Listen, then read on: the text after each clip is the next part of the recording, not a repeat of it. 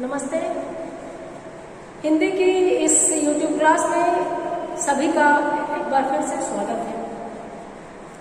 हम लोग BA part 3 के पेपर फर्स्ट के लिए इन दिनों महादेवी वर्मा पर बात कर रहे हैं। हमारी क्लास में महादेवी वर्मा की 3 कविताएं चलती हैं, जो तुम आ जाते एक बार और तुम मुझ में प्रिय फिर परिचय क्या। ये 2 कविताएं हमने क्लास में की हैं।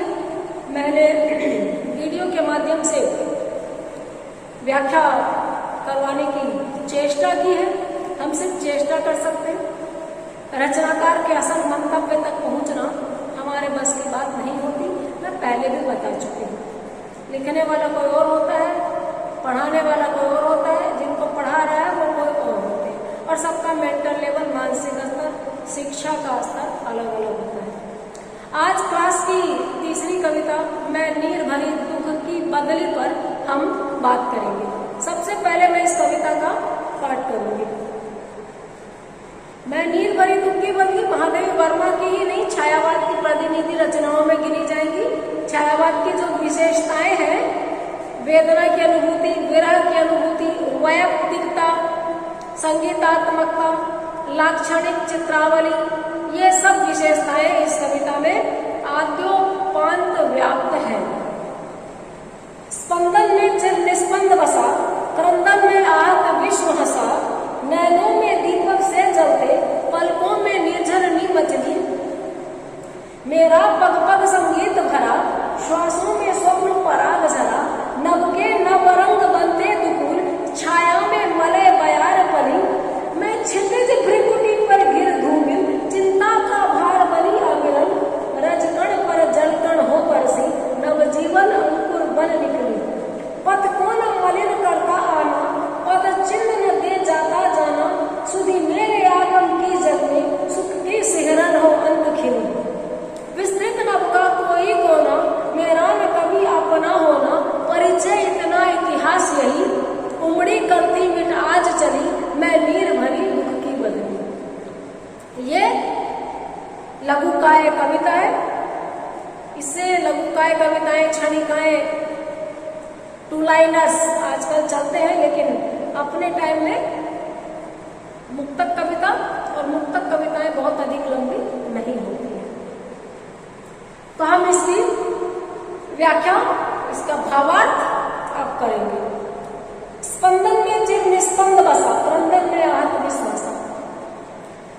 संपूर्ण कविता में एक वैश्विक दृष्टिकोण व्यक्त हुआ है, एक मानवीय गरिमा का चित्रण होता है। मनुष्य का संसार में आगमन किस तरह से हो और उसका प्रस्थान किस तरह से हो, इस पर भी कविता प्रकाश डालती है। महादेवी मानवीय दृष्टिकोणों से पूरी अपनी लेखन यात्रा में संपन्न नजर आई है। करुणा इनके काव्य का मूल स्वर था। यूं भी लिखा भी इन्होंने कि आपकी हंसी चाहे किसी को आपसे ना जोड़े, लेकिन किसी की पीड़ा से द्रवित होकर आपकी आंखों से बहा हुआ एक बूंद आंसू भी आपको दूसरों से जोड़ता है। आप ट्रेन में, बस में कहीं सफर कीजिए, आप हंस रहे हैं, लोग इतना गौर नहीं करेंगे। आप लोगों से बात कर रहे हैं, हंस के मुस्कुरा के, फोन पे लगे हुए हैं, कोई गौर नहीं करेगा। लेकिन आप रो रही हैं तो कोई ना कोई पूछ लेगा क्या हुआ, ये क्या हुआ, उस व्यक्ति को आपके लिए परिचित बना देता है। कोई रो रहा है और आपने उससे पूछ लिया क्या हुआ, आप उसके लिए क्षणांश में अपने बन गए। तो आंसू हमें जोड़ते हैं। अज्ञाई ने भी लिखा है, दुख सबको मांझता है, भले ही खुद वो मुक्त होना ना जाने, लेकिन जिन्हें मांझता है उन्हें सीख देता है कि औरों को मुक्त रखे। तो बहुत सारी चीजें इस कविता में दिखेंगी। मात्र विस्तृत नभ का कोई कोनो, अंतिम पंक्तियां जो उदाहरण के रूप में दी जाती है, उतना मात्र ही नहीं है, अभी आप देखेंगे। और चाल चलन, चेहरा, चरित्र कैसा है संसार का। हमारा अजीज भी गिर जाए तो एक बार को हंसी आ जाती है, फिर बेशक हम हाथ दे करके, बल्कि पूरा सहारा दे के उनको उठाएंगे, लिटाएंगे, सेवा शुश्रूषा करेंगे, लेकिन एक बार हम हंसी देते। गिरने का तो ये हाल है कि सनसेट भी होता है, सूर्य भी अस्त होता है, तो लोग पहाड़ों पर चढ़ के सूर्य का डूबना, उसका गिरना, उसका छुपना देखते हैं। तो स्पंदन में चिर निस्पंद बसा। स्पंदन धक धक, रोमों की कपकपी, धड़कन, इसमें चिर निस्पंद बसा। विरोधाभास है, लेकिन विरोध का आभास है, विरोध नहीं है। धड़कने जब शांत हो जाए, बिना बुलबुलाहट के दिल धड़क रहा हो, बिना बेचैनी के दिल धड़क रहा हो, तो स्पंदन में निस्पंद। रात्रि के पहर में ऐसा होता है जब हम सोने लगते हैं, पलकें झपकने लगती है, दिल धड़क भी रहा है और शांत भी रहता है। क्रंदन में आहत विश्व हंसा, क्रंदन में, आंसू में विश्व हंसा। लेकिन कौन सा विश्व? जो खुद आहत है। बड़ा फनी सा एक डायलॉग है थ्री इडियट मूवी का कि दोस्त अगर फेल हो जाए तो बहुत दुख होता है, लेकिन दोस्त अगर मेरिट में आ जाए और हम पिछड़ जाए तो उससे भी ज्यादा दुख होता है। तो किसी की सफलता पे खुश होना ये अमूमन चलन से बाहर है या कभी भी चलन में नहीं है। हम हंस रहे हो तो कई बार ऊपर वाली बात का विरोध नहीं है, लेकिन जो नॉर्मली आपको नजर आएगा उसका है।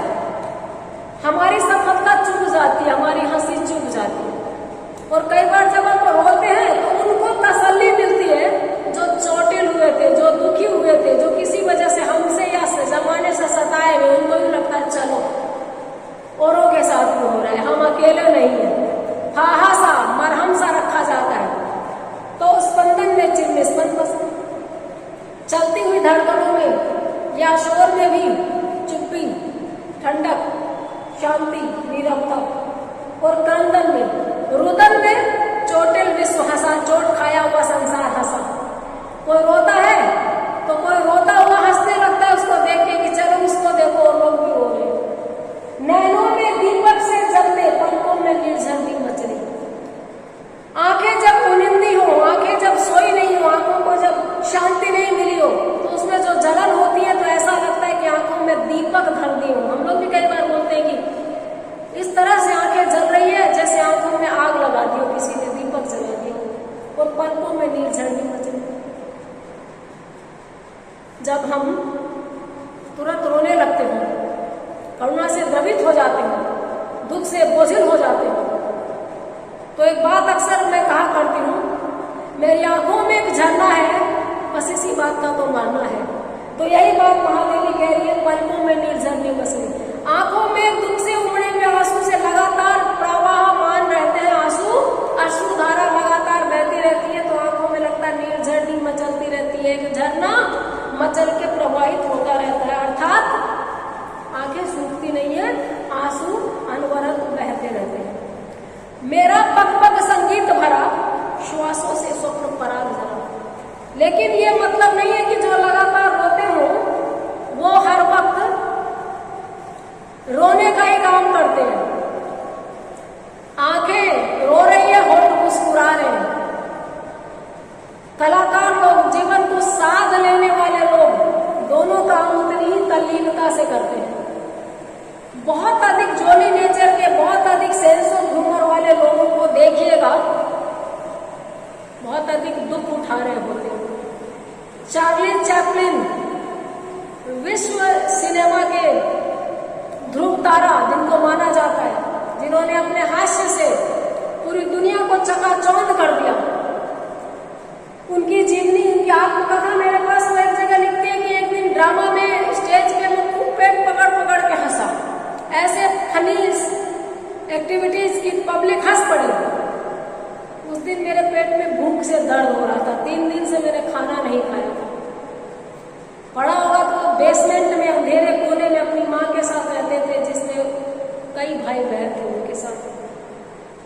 तो यहाँ पर भी महादेवी की इस कविता में वही बात याद आ रही है कि बेशक पलकों में निर्झरनी मचली, लेकिन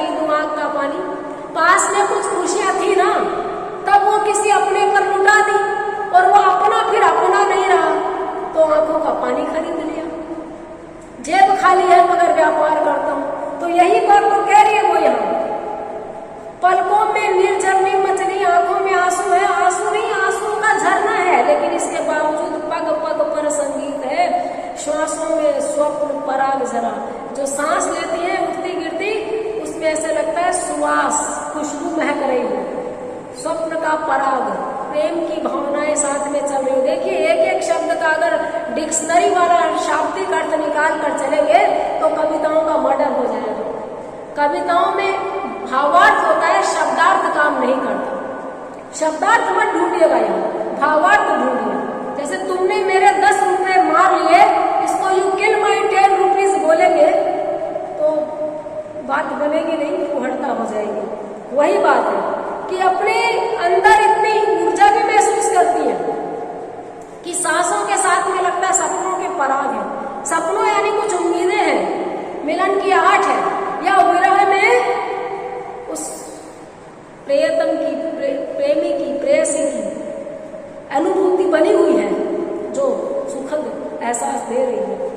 नभ के नव रंग बनते विपुल छाया में मलय बयार बने। नभ के नव रंग, नभ यानी आकाश, आकाश में 9 रंग इंद्रधनुष नहीं बनता है। काले बादल, सफेद बादल, मटमैले बादल, धूसर बादल, बारिश के पहले का आसमान, धूप के बाद का आसमान, बारिश के बाद का खुला खुला धुला हुआ आसमान। आसमान से शमशेर याद आ गए, राख धुला चूल्हा, लीपा हुआ चूल्हा उनकी कविताओं में बड़ा चित्रित हुआ है। तो यहाँ पर वही आसमान के 9 रंग, इंद्रधनुष में 7 रंग बताते हैं, लेकिन 7 ही रंग का जीवन नहीं है, वो उनका दुकूल यानी दुपट्टा बनते हैं। कवियत्री को आसमान के 9 रंग अपने कंधे का दुपट्टा महसूस कराते हैं, क्योंकि दुपट्टा भी कंधे के ऊपर होता है और आसमान भी हमारे ऊपर है। छाया में मलय बयार बनी, और जो छाया है वो अपनी छाया है या प्रियतम की छाया है, अस्पष्ट है, लेकिन उसमें मलय पवन, मलय बयार, मलयानी, मलय पर्वत से आने वाली काव्यों में जिसको बहुत उच्च स्थान प्राप्त है। कुछ काव्य रूढ़ियां हैं जिन पर मैं बात करूंगी, कर भी चुकी हूँ पहले। कथानक रूढ़ियां जिसका कवि अपने काव्य में बार बार चित्रण इस प्रकार करते हैं कि वो देखा सुना अनुभूत किया गया हो, और कुछ चीजों का वैज्ञानिक आधार भले ही ना हो, लेकिन उनको कवियों ने प्रयोग किया है तो उसको कथानक रूढ़ी कहते हैं। काव्य सत्य, कवि सत्य।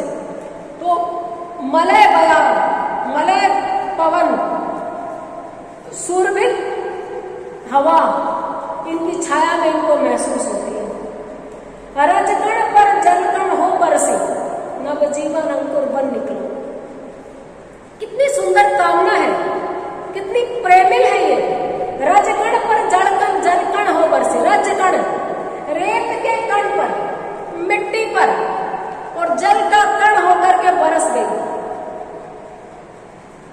रेगिस्तान के लिए पानी का क्या महत्व है हम अच्छी तरह जानते हैं। नंदकिशोर आचार्य की कविताओं को पढ़िए अगर और महसूस करना चाहते हैं तो। जल है जहां उनका काव्य संकलन है, रेत, मिट्टी और पानी के आपको सुरंगमय चित्रण मिलेगी वहां पर। तो रजकण पर जलकण हो बरसे, रेत पर पानी की बूंद भर बरस जाना चाहती है, सूखे हृदयों पर प्रेम की फुहार बन जाना चाहती है, रेगिस्तान में पानी की बौछार बन जाना चाहती है। जिनको कभी प्रेम नहीं मिला उनको अपनत्व देना चाहती है। नव जीवन अंकुर बन निकला। अब जब ऐसा होता है तो बारिश अंकुरित करती है बीजों को, वो नवजीवन है। सख्त हृदयों को प्रेम कोमल बनाता है, सख्त मिट्टी को बारिश उपजाऊ बनाती है। यही बात इस कविता में महादेवी ने कह दी। अब देखिए बड़ी सुंदर पंक्ति है। पथ को न मलिन करना आना, पद चिन्ह न दे जाता जाता। एक दिन बिक जाएंगे माटी के मोल, जग में रह जाएंगे प्यारे तेरे बोल। गाना सुना होगा आपने, मुकेश का है। यही रहता है इंसान की। बहुत सी ख्वाहिशें होती हैं कि वो संसार में नोटिस किया जाए, आए तब उसके परिवार वाले इतना धूम धड़ाका करते हैं जिस पर उसका जोर नहीं होता। आने के बारे में शायद नहीं पता हो, लेकिन जाए तो सबको पता चले। तो पथ को न मलिन करता आना, आओ तो चुपचाप इस संसार में आओ। पथ को न मलिन करता आना में बहुत सारी बातें हो सकती हैं। आप किसी जगह गए, जाते ही शोर शराबा करने लगे, तोड़ फोड़ करने लगे, ये यहाँ क्यों रख रखा है, ये यहाँ से हटाओ, ये क्या कर रखा है। आपने जाते ही अपने क्रोध से, अपने उज्जट स्वभाव से, अपने इल टेम्पेरामेंट से माहौल को मलिन कर दिया, गंदा कर दिया। और एक आप कहेंगे वाह बहुत बढ़िया, बस ठीक है रहने दो, ये तो बहुत अच्छा, खूब अच्छा, आपने उस जगह की खूबसूरती बढ़ा दी। तो पथ को न मलिन करता आना। संसार में आओ या कहीं पर भी आओ तो उस रास्ते को मलिन मत करो, खराब मत करो, गंदा मत करो। पार्क में हम जाते हैं, खा पी के लौट आते हैं, रैपर्स वहीं पटक देते हैं, फूल पत्तियों के ऊपर जूते रखते हुए चलते हैं, सब जगह ये अर्थ लागू होगा। कुछ लोगों जन्म लेने के मामले में तो ये पेरेंट्स पे लागू होगा। कुछ लोगों क्या बच्चा जन्म लेना पूरी दुनिया को ऊपर आसमान में उठा लेना होता है, पूरा हॉस्पिटल को, फिल्मों में हमने देखा होगा डॉक्टर से बदतमीजी करने लगते हैं, और रियल लाइफ में भी होता है। जैसे उन्हीं के यहाँ बच्चा हो रहा है, डॉक्टर को, नर्स को अपने पैसों के बल पर, अपने रुतबे के पद के बल पर लोग खरीद लेते हैं। तो इसके लिए भी यहाँ होगा कि पथ को न मलिन करता आना। कोई संसार में आए तो चाहे जन्म के समय की बात हो, चाहे बाद में कहीं और पहुंचने की बात हो, उस जगह का, उस पूरे रास्ते को, उस आपकी यात्रा को लोग दूसरे रूप में, गंदे रूप में, नकारात्मक रूप में, दुखद रूप में याद न करें। जाइए तो लोग आपको आने के बाद मिस करें। आप रहिए तब तक उनके आराम में हाथ बटाइए, खलल मत डालिए, मदद चिन्ह न दे जाता है। और कई लोग प्याऊ बनवाते हैं, कुएं खुदवाते हैं, छोटा सा बेंच लगवाएंगे, अपना नाम लिखवाएंगे। अपने जाने के पहले अपने अमर हो जाने की प्यास नहीं रखनी चाहिए। हमारे जाने के बाद में हमें कौन याद करता, कौन नहीं करता, हम देखने थोड़ी आएंगे।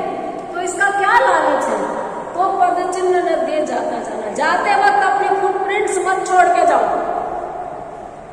अपने फुटप्रिंट्स ऐसे बनाओ कि रेत पे बने हैं और कोई लहर आए पानी की और वो धुल जाए।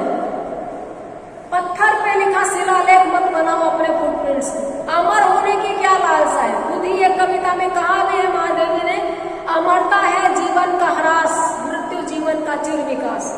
अमरता तो जीवन का ह्रास है कि जीवन में एक काम होता है जन्म लेना और उसकी अंतिम परिणति है मर जाना। अगर अंतिम परिणति नहीं हुई मतलब जीवन अभी चल ही रहा है, मतलब अभी प्रोन्नति उन्नति नहीं हुई, अभी आप विकास के क्रम में पीछे हैं। तो अमरता तो जीवन का ह्रास है। तो यहाँ पर भी वो अमर नहीं होना चाहती, याद किया जाना पसंद नहीं करती, पद चिन्ह न दे जाता जाना। इतना लोग मत करो कि ये करके अपना नाम लिखवा के जाएंगे इस संसार में। नहीं, कोई आपको नोटिस नहीं करे, चुपचाप चले जाएंगे। सुधी मेरे आगम की जग में सुख की सेहरानुवंत के लिए, और सुधी मेरे आगम की जग में, मेरे आगमन की सुधी सूचना लोगों को इस तरह मिले कि सुख की सेहरानुवंत के लिए उनको अंत में एक जैसे छोटी कोपल खिलती है, एक जैसे सुख से पुलकित होकर हम सिहर जाते हैं। बस इतना अच्छा लगे, बुरा नहीं लगे, उनका आगमन किसी को खराब नहीं लगे, प्रसन्नता की अनुभूति हो, जो भी महसूस करे, जो भी देखे कि अच्छा ये आई है, इनका आगमन हुआ है। और अब अपना आने का ध्येय, अपना उद्देश्य और अपना परिचय, अपना बायोडाटा विस्तृत नभ का कोई कोना मेरा न कभी अपना होना। इतनी बड़ी सृष्टि में, इतने बड़े आकाश में मेरा कोई कोना नहीं होना। आकाश बहुत बड़ा है, छोटी बदलियां इस पे आती है, बरसती है, चली जाती है, और बड़े बादल जो हमेशा रहते हैं। तो वो कहती है विस्तृत नभ का कोई कोना मेरा न कभी अपना होना। इतने बड़े निस्सीम आकाश में मेरा कोई कोना परमानेंट मुझे नहीं चाहिए, कोई परमानेंट एड्रेस नहीं हो। हम सब इस दुनिया में पथिक हैं, यात्री हैं, आए और चले जाएं। ये एक सराय है, ये एक आश्रय है। होटल में भी हम ठहरते हैं और एक दिन छोड़ देते हैं, तो दुनिया भी एक होटल है। परिचय इतना इतिहास है। कोई पूछे कि भाई आपका परिचय क्या है, आपका पहले क्या करते थे, हमारा बायोडाटा इस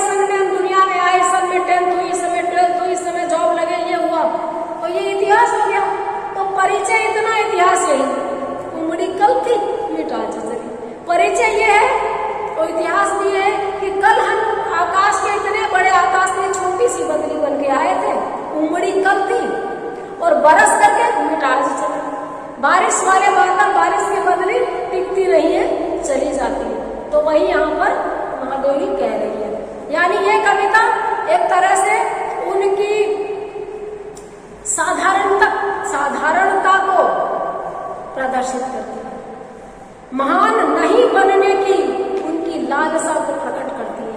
किसी भी रूप में कवयित्री अपने को वरेण्य, बड़ी, नोटिसेबल, महान नहीं मानती। वो लोकप्रियता के जंजाल में फंसना नहीं चाहती। वो नहीं चाहती कि उनका आगमन धूम धड़ाके से हो, कहीं पहुंचे तो लोग बैंड बाजे से या लाइन लगा करके बुके लेके उनका स्वागत करे, जैसा कि सेलिब्रिटीज का मन होता है। हम लोगों को लगता है कि पैसे का लालच सबसे बड़ा लालच है। नहीं, धन लिप्सा से भी बड़ी लिप्सा है यश लिप्सा। इसीलिए देखिए, साधु महात्मा बड़े बड़े लोग भले ही धन की लालसा छोड़ चुके हो, लेकिन यश की लालसा आसानी से नहीं छोड़ते। लोग मुझे याद करें, लोग मुझे प्रसिद्ध समझे, लोग मुझे महान समझे, ये यश की कामना, ये यश लिप्सा, ये बहुत बड़ी कमजोरी होती है। और महादेवी यहाँ इस कमजोरी से निवृत्ति पाना चाहती है। महादेवी ये चाहती है कि उनको कोई याद नहीं करे, उनको कोई नोटिस नहीं करे। ये अलग बात है कि उनका काम, उनका क्रिएशन, उनकी रचनाएं उन्हें कालजयी बनाती है, लेकिन ये सचेष्ट नहीं था, चाह के नहीं किया गया। चाहा उन्होंने यही था कि कोई याद नहीं करे, किसी भी रूप में वो कहीं जाए तो वहां पथ को न मलिन करता आना, रास्ते को वो धूल धूसरित नहीं करे। एक होता है कि आप घर में पोछा लगाओ और बाहर से आप आए, मिट्टी के जूते पहनेंगे और सारे घर में चल के चलेंगे, क्या निशान छोड़े आपने? धुले हुए घर में कीचड़ पूरे घर में कर दिया, क्योंकि आपने कभी सफाई की नहीं। और आपको ये लगता है बैठी बैठी औरतें करती क्या? एक होता है कि आपने अपने जूते गेट के बाहर निकाले, उनके तलों की मिट्टी पोंछी और डोरमेट पे पांव पूछ के आप घर आए, तो आपने रास्ते को मलिन नहीं किया, घर को मलिन नहीं किया। किसी भी अर्थ में देखा जा सकता, कहा था ना, बहुत सारे लेयर्स होते हैं कविताओं में। और पथ को न मलिन करता आना, पद चिन्ह न दे जाता। जाते टाइम में ये मत करो कि आप कहीं जा रहे हो तो ये शर्ट पहननी है, वो उतारी नहीं, ये इसके बटन सही नहीं है, वो छोड़ दी बेड पे, फिर दूसरी निकाली, इसमें प्रेस नहीं है, तीसरी। आप कहीं चले गए एक जोड़ी कपड़े पहन के, लेकिन 4 जोड़ी कपड़े आपने बिखेर दिए, टॉवेल गीला कहीं पड़ा है, उसके साथ के जूते कहीं पड़े, जितनी पैंट शर्ट पहननी थी उसके अकॉर्डिंग एक्सेसरीज निकाली, पटके और निकल गए। मृत्यु के लिए नहीं, जिंदा रहते हुए भी आने और जाने के कई सारे अर्थ हैं। जाते वक्त भी ऐसा मत कीजिए कि आपका जाने के बाद में बटोरने और संभालने में ही बहुत देर लग जाए। दुनिया से जाते वक्त में इतनी गंदगी नहीं बिखेर के जानी चाहिए कि मरने के बाद तक लोगों को उसको पोंछने में, साफ करने में, झटकने में, झड़काने में, बुलाने में समय लग जाए। आततारी, अत्याचारी, बलात्कारी बनकर जो लोग मर जाते हैं, उनके मर जाने के बाद भी उनकी गंदगी साफ करने में लोगों को सदियां लग जाती है। इसलिए पथ को न मलिन करता जाना पूरी तरह से सार्थक बनते हैं। और घमंड नहीं, गुमान नहीं, मैं ये हूं, तुम मुझे नहीं जानते, बहुत लोगों को देखोगे इस गुमान में वो नहीं है, मैं कुछ नहीं हूं। विस्तृत नाम का कोई तो ना, मेरा न कभी अपना होना, परिचय इतना, इतिहास यही, उमड़ी कल की मिटा चली। मैं कुछ नहीं हूं, अपने को ना कुछ मानना, अपने को मामूली मानना, विनम्रता की एक अंतिम पराकाष्ठा को नहीं कहूंगी, लेकिन उस यात्रा की एक सीढ़ी है। ये बहुत बड़ी बात है कि बहुत कुछ होकर अपने को ना कुछ मानना, ना मालूम मानना, ये महादेवी में था। ये हम सबको सीखना चाहिए। विद्या ददाति विनयम, पढ़ लिख करके अगर आप घमंड करते हैं तो आपने अक्षर काले किए, आप साक्षर हो गए, अक्षर ज्ञान हो गया, लिखना पढ़ना आ गया, लेकिन उसका भावार्थ, उसका असली अर्थ आपको समझ नहीं आया है कि जो फल से लदा हुआ वृक्ष होता है वो झुका हुआ होता है। बहुत ज्यादा जो असल में पढ़ा है वो विनम्र होगा, वो कुटिल नहीं होगा, वो अहंकारी नहीं होगा। तो महादेवी की ये कविता हमें थोड़ा और मानवीय बनाने की सीख देती है, विनम्र बनने की सीख देती है, कहीं जाने और आने के तौर तरीके समझाती है, दुनिया में आने और दुनिया से जाने के लिए एक रास्ता दिखाती है। इस प्रकार से आज हमने महादेवी की इस कविता की व्याख्या की। उम्मीद करती हूँ कि आप लोगों को ये व्याख्या समझ आई होगी। अगले वीडियो में हम इस महादेवी को तो कर ही चुके हैं, इस प्रकरण से बाहर आकर एक नए कवि को चुनेंगे और उस पर व्याख्या करेंगे। तब तक देखते रहिए, बने रहिए। Have a nice day.